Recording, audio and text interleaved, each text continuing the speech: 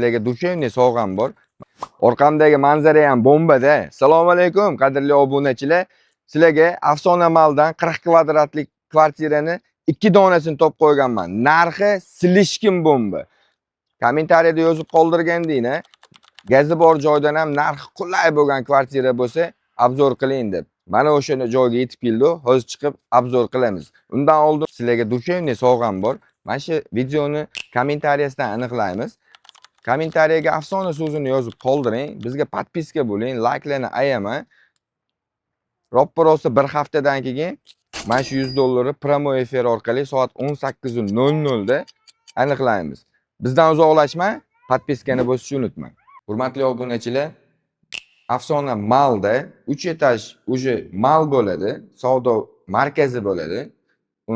Mana uyimiz 4-qavatda joylashgan bo'ladi. Dokumentda 1-qavat. Pastki magazin, TVsi xonadon hisoblanganligi uchun shunaqa dokumentatsiya bo'ladi.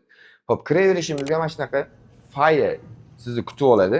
Foyamizga ham 3,5 metrga 4 metr bitta mehmonxona yasab olsangiz bo'ladi o'zingiz uchun.